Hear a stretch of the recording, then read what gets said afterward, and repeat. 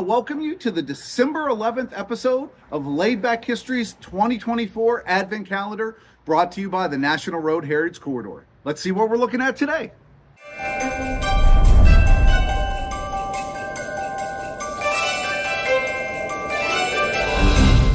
So today we're talking about mile markers.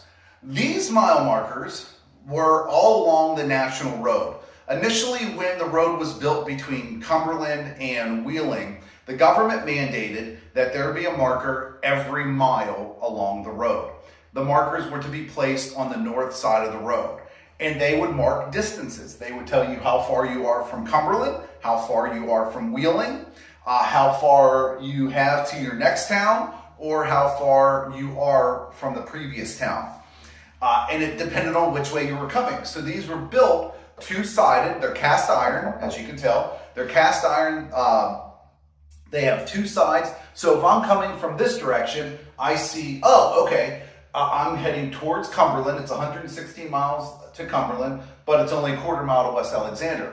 But if I'm coming from this way, I know that it's 15 miles from Wheeling or 9 miles to Triadelphia. And so every mile there would be one of these to mark your distances. They came in handy for stagecoach drivers. We talked on a previous episode that stagecoaches advertise speed. That was basically their selling point to use their company, that they could get from point A to point B the fastest. And so they would push the horses. They would push their teams of horses to make sure that they got there faster than their competitor.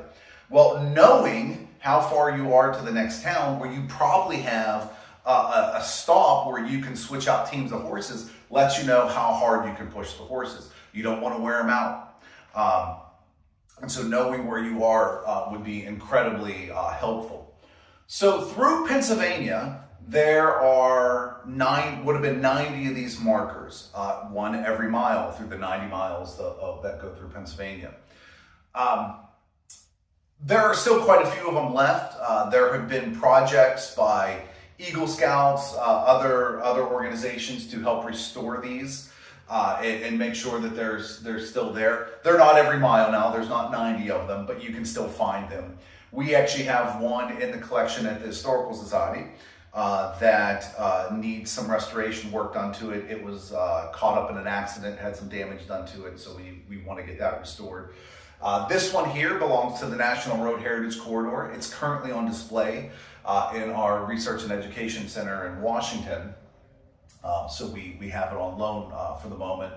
But they're kind of neat. They're hollow in the back. Like I said, they're just cast iron, so they would hold up, but they do rust over time, and so you had to make sure to do some restoration work to them.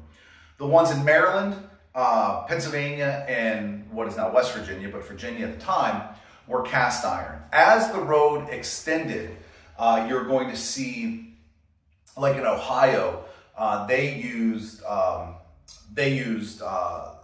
stone ones.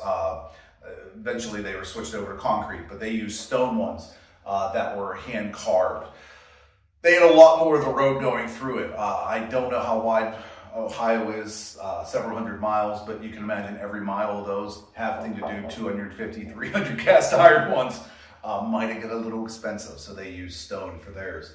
But there's still quite a few of them left in Ohio, more so than what's in Pennsylvania. So there's your history of the mile markers, mandated by the government, still around today, in 2024, 200 years later. So I will see you tomorrow for another episode of Laid Back History's 2024 Advent Calendar.